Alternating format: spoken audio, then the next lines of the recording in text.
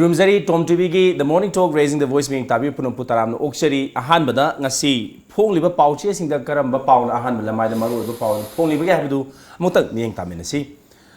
lamjing ba times up BJP manungi wathok loisin ba naidri afaba lengak amagi damak luching ba sin ba mathau tai haiba moirang MLA P SHARATCHANDRA gi wapam ko tawdna phongi to ba paum da IMC gi mayor Sidok na bagi kongjang kansing lagle haiba sigumba impa ko gi lamjingba times ki pau waina ahan bala mai da phongli Sangai Express tasu yam interesting oiba pau ngata na ko gi mamang ko ahan bala mai da phongli Sam Kumar gi disqualification case ki order court na reserve tawgre haiba pau ma maroiba pau na phongni aduga atopa pau da MLA ayamana CM sinba pami haiba P SHARATCHANDRA gi ko gi wapam yauri aduga ngarang Robin Hood ki kubam sit sengkre haiba koigi Robin Hood ki mapu koigi lehidabi kumon lakpagam ari ledana sigumba pawmasu Sangai Express ta phongli duga pokna phamda yauri basi MLA disqualification case Minister Sam Kumar gi judgment reserve tawgre haiba dugumba pawma ahan bele mai da phongi duga to pa pawda manarab tawna government asi coalition gi wahan thok amata leitre imung manungi Pena bathabak tawduna leire haiba Tamilongi MLA Samuel Jendai gi wapam ko tawduna phongli duga pona phamda to pa pawmana mayor na pangangang haningde masana yana pham thado haningi haiba IMC gi corporators singi dugumba dabi ama su pona phamda phongli duga to pa pawda government ki office ayama khuntak lan sikre haiba duga mass casual leave ki khoi gi JC gi khongjangda hariba khoi gi sigumba pawm su pona phamda phongi mathang da sanalai bakta BJP gi MLA Tara Marina Chief Minister Sinba Pami haiba P SHARATCHANDRA gi wapam ko tawdana phongli duga afaba lengalon ama lehenaba sakhiba wasak ngakpa ngamdre haiba singma P SHARATCHANDRA gi magi allegation hai tare madu koi gi sanale bagda phongi atopa madana chingtam to khaina na ba lang thak pada employees sing yausil le chingi lamsing lenga ki makhada lehendana ba honarak le haiba sanale ba ki exclusive power ma yauri mathangda HL Express ta masing yamlaba miyam na Thawal Turel Kalu haidana Manipur High Court mamangda akanba protest sathakre haiba ngarangi dugumba magi hearing duga mari leina ko gi miyam na masi Thawal Turel si kangadabani haibagi ko gi kholau duni laise atopa mada akom lup ki tara mapan suba kumon thoram pangthokre India government amadi IM na lamdam sigi purup sing tokhai tahanna ba honarakpa yaroi haiba UCM gi President Sunil Karam gi wapam ko tawdana HL Express ta phongi matang da huyalan pauda social media kuthang da namthak tawdana mioi kaya dagi yamlaba senfam hukre cyber crime gi matang da awareness kaya pangtholaba sumapan gi mioi kaya na thaklak pan namthak ki langda lamdam sigi mioi kaya thubadi leptri habadum ba exclusive ama ko gi huyalan pauda yawi aduga matang da naharol gi thaudang da Thawal Turen Kanbiu haiduna yamna miyam na High Court of Manipur gi mamangda silent protest chathakre haibasima koigi ahama pawaina naharu gi thaudang da yauri aduga topamdana Thawal Bazar da leiba MSCB gi ATM booth amanga ta thohalamba mioi ahum phare haibasima siu koigi naharu gi thaudang gi ahamba le maida maru pawaina yauri roibada koigi irei bakta imung manungi wathokni hairagasu BJP legislature singi muknabagi irang mayek senglakle haiba irebaki pawama atopandana MLA Thanojum Sam Kumar gi disqualification case judgment reserve tawgre haiba pawsibusu irebaki ahan ba pawaina maru ba pawaina ahan ma da phongli ngasi phongnari basigumba koi pawchi sing da yauri ba maru ba pawsing sigi matangda khanana bagi da hoje koi gi studio link sim gidan leibasi senior veteran da koi journalist aduga political analyst or by ga laham thabam SHARATCHANDRA ne ga boi taram bokse yam nungai je kishore ega han bada koina hek pari koi gi leidiba koi pauchi meyam se yawi ba pausing da yana lokha chiningi si matang kuina dagi masi thokani harani puni pungang nar pa koi gi minister Sam Kumar gi disqualification case ki leidiba si judgment reserve tawgre haiba pausina yamna interesting oiba pawma hoi oithare ha lady ba political ki situation is hojik si mamam laksala pa haibsida amu yam interesting ohen bai tare agai wakhan kitan phongdo pingani Sam Kumar hojik akoi gi lady ba Sri Birena Lusingba BJP gi sarkar haigadra coalition sarkar am lere masi sidei da Congress gi ka gi ba anlok kendra gi ka gi ba Sri Sam Kumar se masi hari ba sarkar sida achauba mantri ama oidna ꯂꯩꯔꯤꯕꯁꯦ ꯃꯁꯤ ꯃꯥꯅ ꯋꯥꯁꯛꯈꯤꯕ ꯁꯔꯀꯥꯔꯁꯤꯗ ꯋꯥꯁꯛꯈꯤꯕꯁꯤ MLA ꯐꯥꯎꯕ ꯑꯣꯏꯕꯒꯤ ꯋꯥꯁꯛꯄꯒꯤ ꯃꯃꯥꯡꯗꯅꯦꯕ ꯍꯦꯛꯇ vote ꯏꯂꯦꯛꯁꯟꯁꯤ ꯍꯦꯛ ꯀꯥꯔꯦ ꯍꯥꯏꯅ ꯂꯥꯎꯊꯣꯛꯄꯒ ꯑꯗꯨꯝ ꯒꯣꯔꯃꯦꯟ ꯁꯦꯝꯃꯛꯄꯁꯤꯗ BJPꯅ 12 ꯀꯥꯕ ꯀꯪꯒ꯭ꯔꯦꯁꯅ 19 ꯀꯥꯕ ꯃꯇꯝꯗ BJPꯅ ꯑꯇꯩ ꯄꯥꯔꯠꯅꯔꯁ ꯑꯇꯣꯞꯄ ꯄꯥꯔꯇꯤꯁꯤꯡꯒ ꯄꯨꯜꯂꯀꯥꯟꯗ 53 ꯁꯨꯔꯀꯥꯟꯗ ꯁꯔꯀꯥꯔ ꯁꯦꯝꯕꯗ ꯁꯥꯝ ꯀꯨꯃꯥꯔꯁꯨ ꯑꯃ ꯌꯥꯎꯈꯤꯕꯁꯦ ꯃꯁꯤ ꯈ꯭ꯋꯥꯏꯗꯒꯤ ꯑꯉꯛꯄ ꯃꯦꯖꯤꯛ ꯍꯥꯏꯕ ꯇꯥꯏ MLA ꯑꯣꯏꯅ ꯐꯥꯎꯕ ꯋꯥꯁꯛꯇ꯭ꯔꯤꯉꯩꯗ ꯃꯥꯅ ꯃꯟꯇ꯭ꯔꯤ ꯑꯣꯏꯕ ꯍꯥꯏꯕꯁꯦ ꯑꯗꯩ ꯑꯣꯟ ꯑꯗꯔ ꯁꯥꯏꯠ ꯀꯪꯒ꯭ꯔꯦꯁꯇ ꯂꯩꯔꯤꯕ ꯑꯗꯨꯒꯨꯝꯕ ꯁꯤꯠꯗ ꯂꯩꯔꯤꯗꯨꯅ ꯒꯣꯔꯃꯦꯟ ꯌꯥꯎꯔꯕꯅꯤꯅ ꯁꯤꯠꯇꯤꯡ ꯃꯥꯒꯤ ꯑꯦꯔꯦꯟꯖꯃꯦꯟꯇ ꯁꯤꯠ ꯑꯦꯔꯦꯟꯖꯃꯦꯟ ꯍꯥꯏꯕ ꯇꯥꯔꯦ ꯃꯁꯤ ꯒꯣꯔꯃꯦꯟꯀꯤ ꯃꯥꯏꯀꯩꯗ ꯐꯝꯗꯅ ꯔꯨꯂꯤꯡꯗ ꯐꯝꯕꯁꯦ ꯁꯤꯅꯤ ꯂꯥꯛꯏꯕꯁꯦ ꯈ꯭ꯋꯥꯏꯗꯒꯤ ꯉꯛꯏꯕꯁꯦ ꯑꯅꯤꯁꯨꯕꯗ ꯃꯥꯒꯤ ꯃꯇꯨꯡꯗ ꯍꯥꯏꯕ ꯇꯥꯔꯦ ꯀꯣꯡꯒ꯭ꯔꯦꯁꯇꯒꯤ ꯑꯅꯗꯔ MLA 7 ꯑꯃꯃꯨꯛ ꯆꯣꯡꯊꯣꯔꯛꯄꯁꯤꯗꯗꯤ ꯃꯗꯨꯒ BJPꯗ ꯌꯥꯎꯔꯦ ꯍꯥꯏꯗꯅ ꯑꯩꯈꯣꯏꯒꯤ ꯂꯦꯡꯌꯥꯟ ꯇꯧꯗꯅ ꯇꯨꯕꯤ ꯄꯤꯗꯅ ꯈꯣꯠꯇꯅ ꯃꯌꯥꯝꯁꯤ ꯇꯧꯔꯛꯄ ꯃꯇꯝꯗ ꯃꯈꯣꯏꯗꯤ ꯁꯤꯠ ꯑꯦꯔꯦꯟꯖꯃꯦꯟ ꯇꯨꯗꯩꯗ ꯔꯨꯂꯤꯡ ꯁꯥꯏꯠꯇ ꯐꯝꯗꯦ ꯍꯥꯏꯖꯔꯤꯕ ꯁꯣꯝ ꯅꯥꯀꯟꯗ ꯑꯩꯈꯣꯏꯒꯤ ꯑꯣꯄꯣꯖꯤꯁꯟꯒꯤ ꯀꯣꯡꯒ꯭ꯔꯦꯁꯅ ꯐꯝꯃꯤꯕ ꯃꯥꯏꯀꯩ ꯑꯗꯣꯝꯗ ꯐꯝꯃꯦꯕ ꯑꯗꯨꯅ ꯑꯩꯈꯣꯏꯗꯤ ꯁꯣꯝꯗ BJPꯗ ꯆꯪꯉꯛꯑꯦ ꯍꯥꯏꯔꯤꯕꯁꯤꯡꯁꯤꯗ ꯗꯤꯁꯀ꯭ꯔꯤꯃꯤꯅꯦꯁꯟꯒꯤ ꯋꯥ ꯅꯠꯇꯦ ꯑꯥꯏꯟꯅ ꯌꯥꯔꯛꯇꯕ ꯐꯤꯕꯝ ꯑꯃꯒꯤ ꯃꯇꯨꯡ ꯏꯟꯅ ꯁꯤꯠ ꯑꯦꯔꯦꯟꯖꯃꯦꯟꯁꯤ ꯇꯧꯈ꯭ꯔꯦꯕ ꯑꯗꯨ ꯑꯩꯈꯣꯏꯗꯤ ꯀꯪꯒ꯭ꯔꯦꯁꯇꯒꯤ ꯂꯥꯛꯏꯕ ꯀꯥꯡꯕꯨꯁꯤꯡꯁꯤꯒꯤ ꯃꯥꯒꯤ ꯀꯩꯅꯣꯁꯦ ꯂꯤꯒꯦꯜ ꯂꯦꯀꯣꯅ ꯀꯔꯤ ꯂꯩꯕꯒꯦ ꯈꯣꯠꯄꯒꯦ ꯍꯥꯏꯕꯁꯤ ꯂꯥꯛꯄ ꯃꯇꯝꯗ ꯑꯦꯟꯇꯤ ꯗꯤꯐꯦꯛꯁꯟ ꯂꯣ ꯍꯥꯏꯅ ꯑꯩꯈꯣꯏꯒꯤ ꯀꯣꯟꯁꯇꯤꯇ꯭ꯌꯨꯁꯟꯒꯤ ꯑꯩꯈꯣꯏꯒꯤ 10 ꯁꯦꯗꯨꯜꯒꯤ ꯋꯥꯐꯝꯁꯤ ꯃꯌꯥꯝꯁꯤ ꯇꯧꯔꯛ ꯃꯇꯝꯗ ꯁꯥꯝ ꯀꯨꯃꯥꯔꯒꯤ ꯐꯤꯕꯝꯁꯤ ꯏꯍꯥꯟ ꯍꯥꯟꯅ ꯀꯣꯡꯒ꯭ꯔꯦꯁꯅ ꯃꯁꯤꯗ ꯑꯦꯇꯦꯛ ꯇꯧꯔꯛꯄꯁꯤ ꯇꯥꯟꯊꯣꯛꯑꯦꯅ ꯀꯣꯡꯒ꯭ꯔꯦꯁꯅ ꯍꯥꯏꯔꯨꯔꯦꯕ ꯃꯗꯩ ꯇꯥꯟꯊꯣꯛꯑꯒꯗꯤ ꯃꯥꯁꯦ ꯐ꯭ꯔꯤ ꯑꯣꯏꯒꯗꯧꯔꯦ ꯑꯟꯑꯦꯇꯦꯁꯀꯨꯝꯕ ꯑꯣꯏꯈꯤꯕ ꯌꯥꯕꯒꯤ ꯐꯤꯕꯝ ꯆꯥꯟꯁ ꯑꯃ ꯂꯩꯒꯗꯧꯔꯦ ꯍꯥꯏꯗꯅ ꯀꯣꯡꯒ꯭ꯔꯦꯁꯅ ꯌꯥꯝ ꯊꯨꯅ ꯃꯗꯨꯒꯤ ꯀꯩꯅꯣꯁꯦ ꯔꯤꯚꯣꯛ ꯇꯧꯈꯤꯑꯕ ꯇꯥꯟꯊꯣꯛꯑꯦꯗꯣ ꯍꯥꯏꯈꯤꯗ꯭ꯔꯦꯕ ꯑꯗꯨ ꯇꯥꯟꯊꯣꯛꯑꯦ ꯍꯥꯏꯈꯤꯗ꯭ꯔꯕꯅꯤna ꯀꯣꯡꯒ꯭ꯔꯦꯁꯀꯤ ꯁꯔꯨꯛ MLA ꯑꯃ ꯑꯣꯏꯅ ꯀꯥꯎꯟ ꯇꯧꯕ ꯇꯥꯔꯦ ꯑꯗꯨꯅ ꯍꯧꯖꯤꯛꯁꯤ ꯄꯥꯔꯇꯤ ꯋꯥꯏꯁꯀꯤ ꯀꯩꯅꯣꯗ ꯅꯝꯕꯔꯁꯤ ꯑꯦꯁꯦꯝꯕ꯭ꯂꯤꯒꯤ ꯔꯦꯀꯣꯔꯗ ꯍꯧꯖꯤꯛ ꯀꯪꯒ꯭ꯔꯦꯁꯀꯤ ꯍꯥꯟꯅ 19ꯁꯤ ꯑꯗꯨꯝ ꯂꯩꯌꯦꯕ ꯑꯗꯨ ꯑꯣꯏꯔꯕꯣꯏꯗꯤ ꯍꯥꯏꯔꯤꯕ ꯁꯤꯗꯩꯁꯤꯗ ꯁꯥꯝ ꯀꯨꯃꯥꯔꯒꯤ ꯃꯊꯛꯇ ꯋꯥꯀꯠ ꯃꯌꯥꯝ ꯑꯃ ꯃꯣꯏꯁꯤ ꯂꯥꯛꯑꯦ ꯃꯥꯁꯤ ꯑꯦꯟꯇꯤ ꯗꯤꯐꯦꯛꯁꯟ ꯂꯣꯏꯕ ꯇꯧꯗꯧꯅꯦꯅ ꯁ꯭ꯄꯤꯀꯔꯒꯤ ꯁꯛꯇꯤꯗ ꯂꯩꯕꯅꯤꯅ ꯁ꯭ꯄꯤꯀꯔꯅ ꯃꯁꯤ ꯃꯥꯒꯤ ꯇꯧꯐꯝ ꯊꯣꯛꯄ ꯃꯊꯧꯗꯨ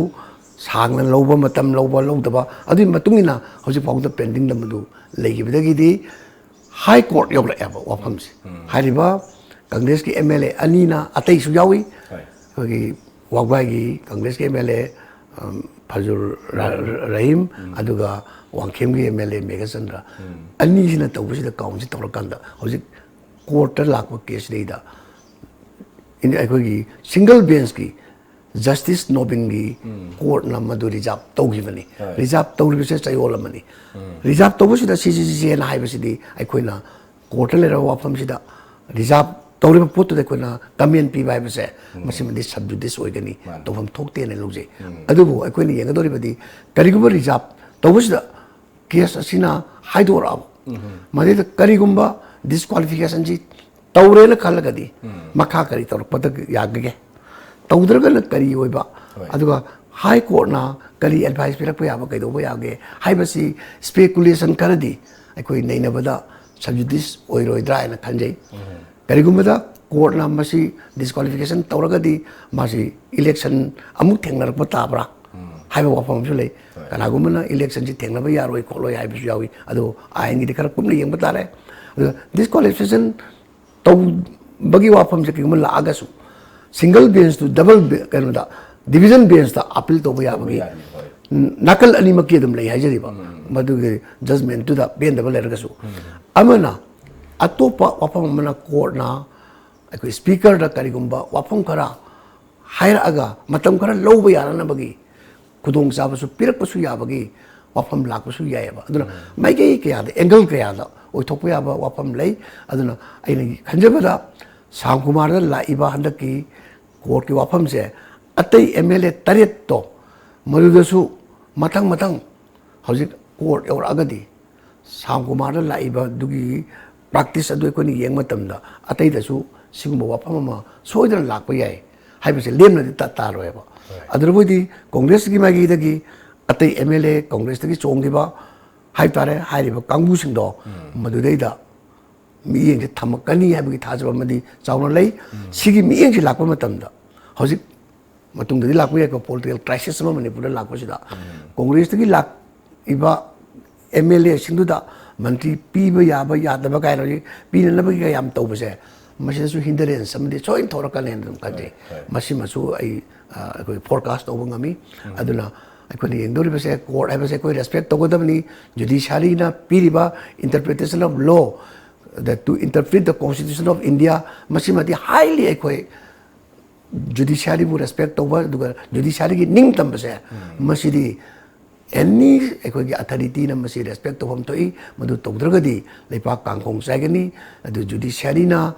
हेन चाव शक्ति की वांते मागी पावर की मखादा लाखदा अखोई MLA सिंगनसु अदुगा मणिपुर लेजिस्लेटिव असेंबली नसु स्पीकर नसु सोइदन व्यवहार तौरकने हाइबगी थाजबई थमजरी होय हजि लैबा मिनिस्टर श्याम कुमार की केस रिजर्व तौखिबसिना कोई कहनी हाइदोरप मतमदा हजि ऑलरेडी लैरिबा पॉलिटिकल क्राइसिस दा अनौबा कहनी फैक्टर अमा मु पुसला काना मसी हेना पॉलिटिकल क्राइसिस लुसिलप याबई फिबम दिदुम लैता होय होय अदुनि हारिसे करिगुम्बा मसी तौतारदि मागी सिदा अपील तौब याबा खुदोंचावदि लैको अदो अपील तौब हाइबसे हेक्ता कोर्ट अमना तौरिबसिदा डिवीजन बेंच ना अमुक कथतना अमुक तौने हाइबु लैतेबा एज इट इज अदुम अमुक मदु लौरे हाइबु याई अदुना MLA तरेत दुद सोबको प्रॉब्लम अमन लागदी हाइबसे पॉलिटिकल ट्रेंड्स देसिदा अनौब खोंथांग अमु ओरकने हाइजबे वा होय एगा मदन द कोई हुजि हाबेट एकोइ हुजि नैनरेजिगा दु मरी लैना कोइनदगी कोइ तमसांगनदगी लाबा कोइगी तंगदु लैतादबा पॉलिटिकल की तंगदु लैतादबसी हेन हुजि महेक सेंगदोर तौरी हाइतारे हाना याम कन्ना हाइरमदबा यावरमदबा कोइगी डिसेंट MLA सिंग हाइगदा कोइ मोइरांगी कोइगी पी सरचंद्र यावसले तमेलोंगी समेन जेलदा यावसले गवर्नमेंट होय समेन जेलदा कोइ तमेलोंगी MLA गवर्नमेंट असि कोलिशन वांतो अमता लैत्रे इमु मनुंगी पेनबा थबक तौदुना लैरे का हाइना कोइगी समेन जेलदा हाइरकपा अदुगा अफबा लंगा अमा पोरके हाइतादि अफबल दुचिंबा मा सिनमा मथौ ताइ काना पी सरचंद्र नाबजि फोंदोरैबा सिना ताकपदि लैरिबा कोइगी पॉलिटिकल क्राइसिस मसी अराइबसु नत्रे अदुगा डिसेंट वॉइस से याम चावना लैरे हाइजि हुजि याम गैन मै याम लारबा ओमो ओइन सु थोलै हाइतारे करिनो हुजि लाप हुजि होय नोंनिनि सदि खंगनि हाइबगी इंगिति कोइगी विश्वजन सु पीगरे चीफ मिनिस्टर मसान सु हाइगरे अदुबु लैरिबा मोंग से इस करि ओरप यागे कमाइना मु येंगिरिगे हाइबि मसी सांगबा अखोगी करि हाइनि हौजिकति लैनाधार क्रोनिक डिजीज हाइतारे होय म गवर्नमेंट से सेमबा होरकपदगी सेममदाइदगी मसीगी वाफमसी लाई हाइजरिबा बीजेपी की गवर्नमेंट असि सेमगी मतमदा हौजिक चीफ मिनिस्टर ओइबिरिबा श्री बीरेन सी कांग्रेस ता सांगना श्री बोबी की गवर्नमेंट तुदैदा सही 35 सी यावरा कांदा मागी लोरकपा मतम साइज इलेक्शन ममांग सिदैदा कांग्रेस तगी मासी डिजाइन तौरकांदा बीजेपी की टिकट ता मयक सेंगना बीजेपी ओइना मासी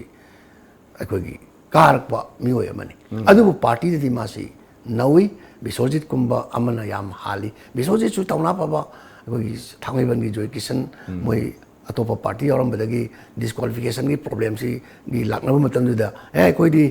मखा ताना केम तौरय कोइदी पार्टी थादोगा इलेक्शन थेंगनरने ना बीजेपी की टिकट ता थेंगनगी बदुगुंबा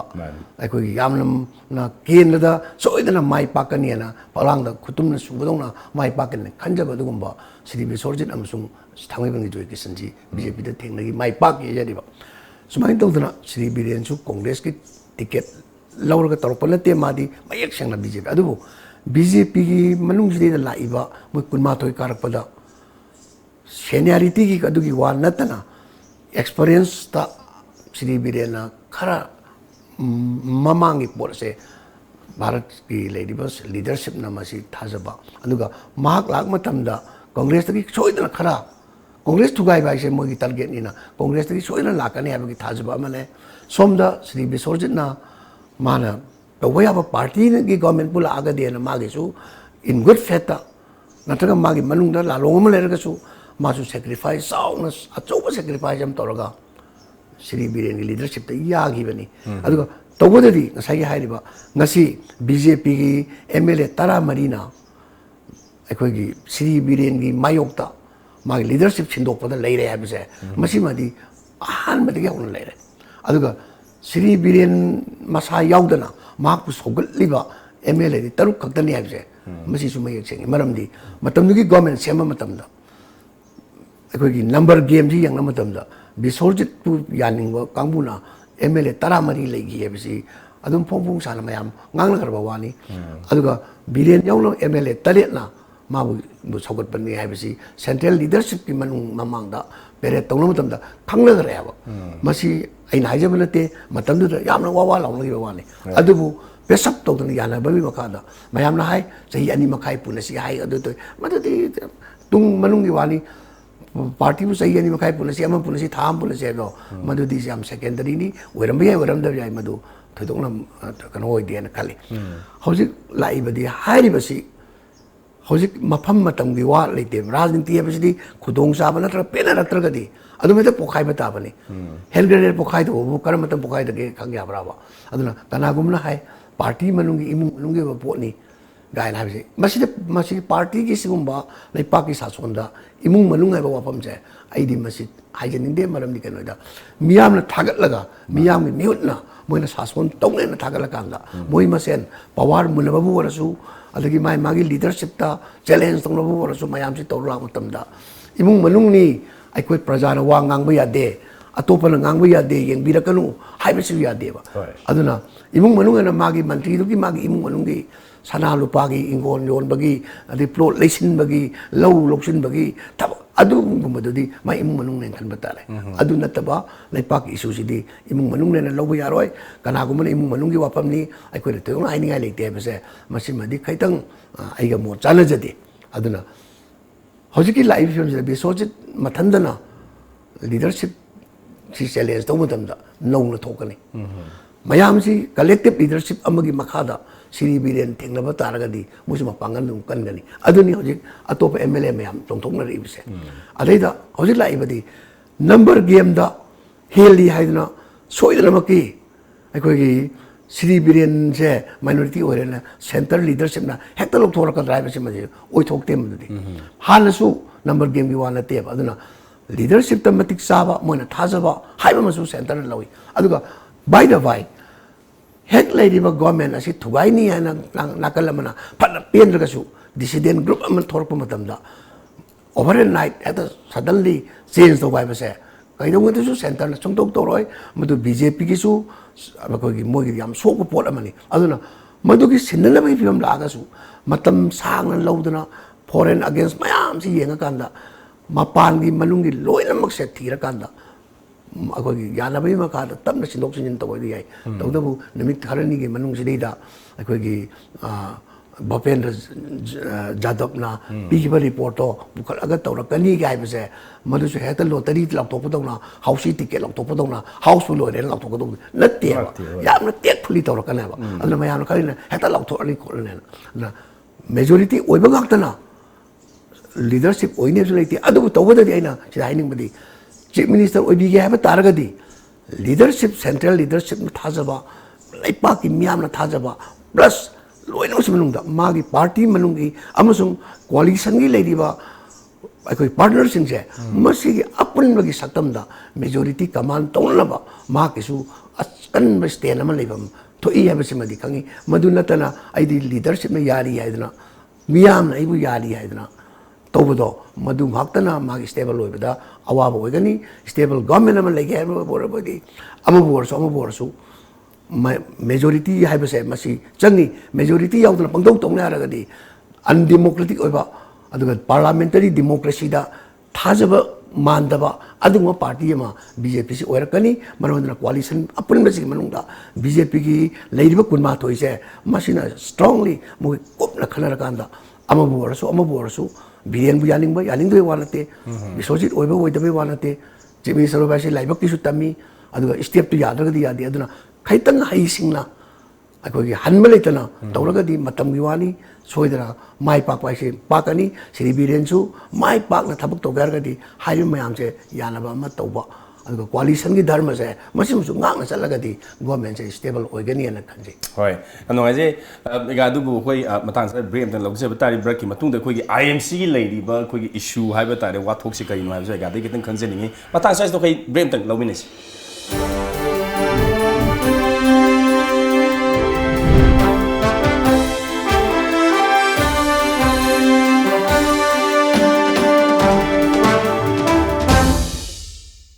Pabiyu, Nainabiyu, Tanabiyu, Lamjingba Times. Makhal Mathelgi Khudol, maru oiba paw local national international sanabungi pawdam mahiroi singinamag maitai mayekda akhanana mapung faraba pawng singba lamjingba times isa isa gi pawse thadariba hawker singda haibiraga lobiba yaragani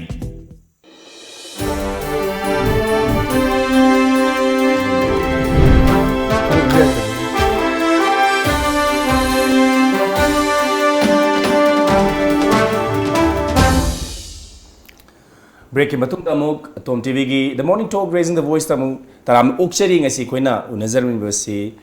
gi veteran journalist aduga political analyst aga lehak topum SHARATCHANDRA ni aga mathang dai koi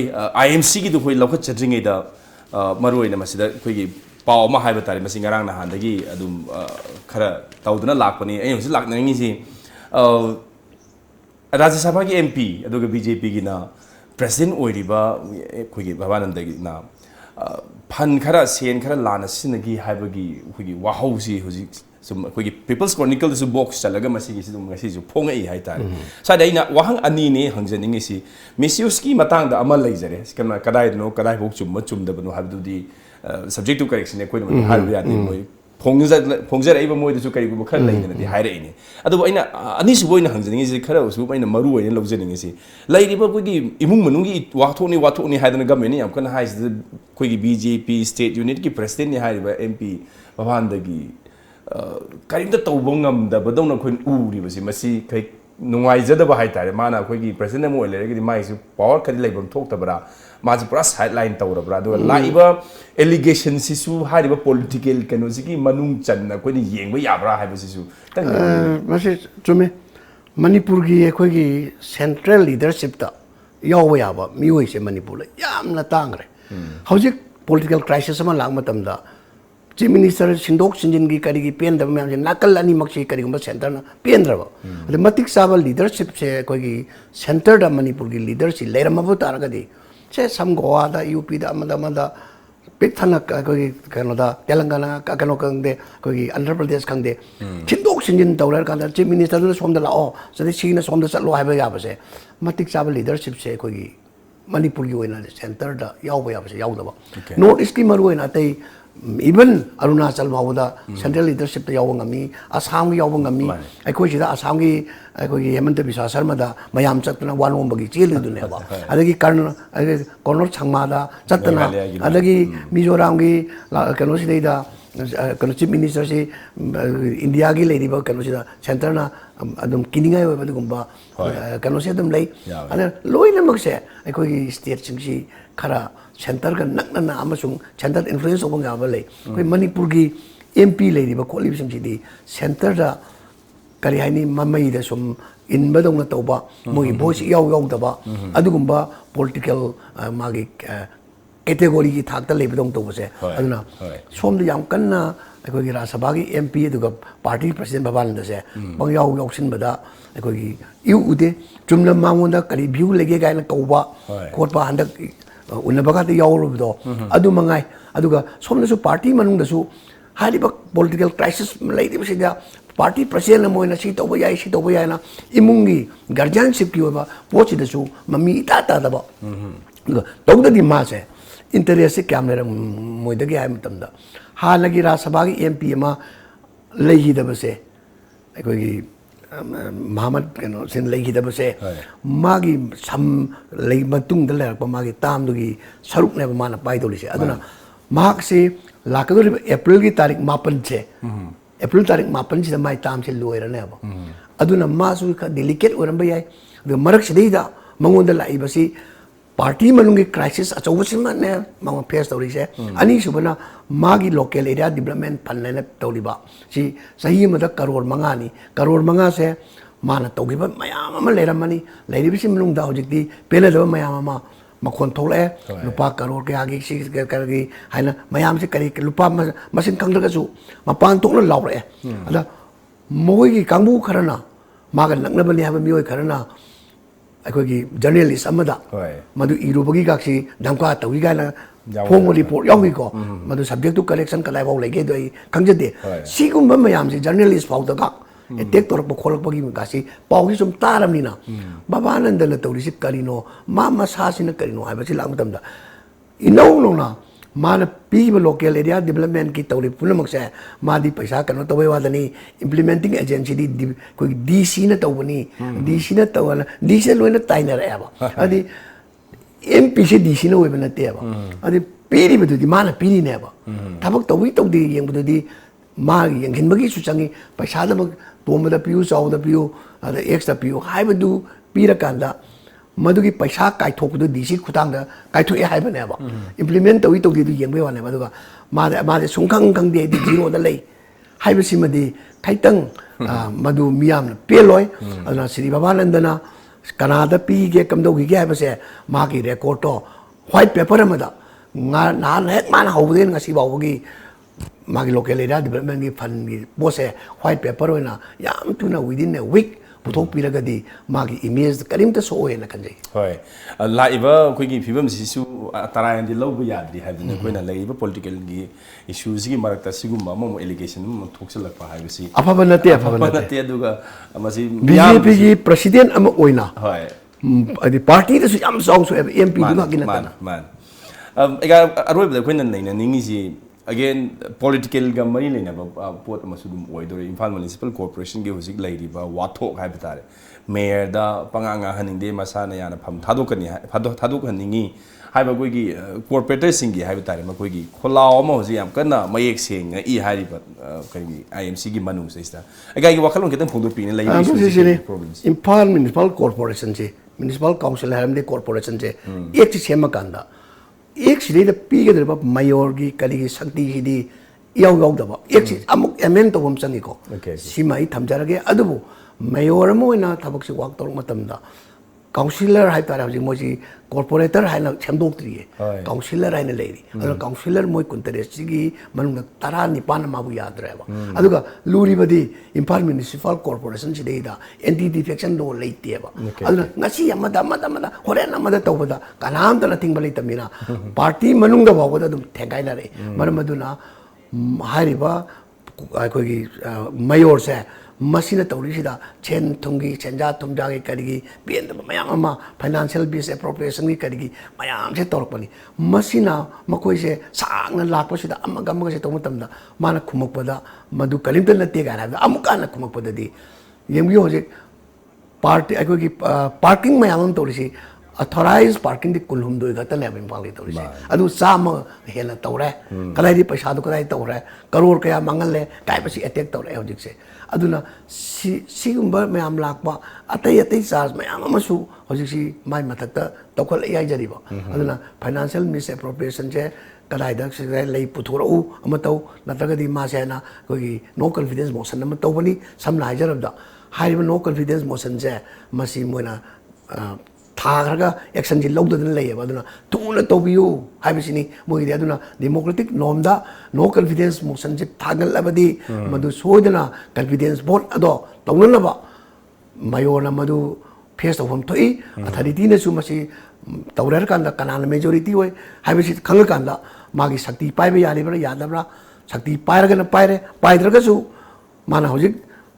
अम सिलानी सिन्म तमदना हाइरबा financial matters सिंचे कमाई तौरकदगे गाइबसे yang कादना Imphal municipality हाइबसिदी कैथेन नुपी पोफमगी अगि पोफमगी पैसा लौबगी कया गासो होजिक लेदना jail यावलबगसु यावरे बदना Imphal municipality हाइबसिदी माइकोगी corporation सिदी मतम पुलमक्ता इमुंग मही लांगबा अदुगुम्बा अखोगी कनोनी मियामनसु मोइबु करियानी अमोर acai सेंगबोना उबीरे गाना मोइनसु पेनबे याम लेको मनुंगदि तिन चंगनि बसे आउतंग सेंदोको मदि चंगेन कले होय IMC की मतंग से होय मसी अदुम कहनी अदुम तत्तना थोई अदुगा लैरिबा कोइगी सिनमी सिंगसि सुसु मतम जाना कोइगी थबक तहन बंगम दबा दैदि पिफम थोक पसे बिथोक तबगी सेनसु लेतबा सेन लेतबदा खरा फंगजरिबा सेनदो मधुसु चुमना सिनबदि चुमबा अरेदा पार्किंग जी एनी अखोना गाड़ी थोना रिउ हातनी पार्किंग ने पंगो तवे लंबी दा अखोगी स्ट्रीट वेंडर की ने तवे स्ट्रीट अदगी पोफम पिने न टैक्स अस माइकै क्या दा ओंदो पनेबा रिक्शो दा कल्लगा पैसा लोबई मयामसु लेरमनी अदुना म्युनिसिपालिटी की पर्वसिदी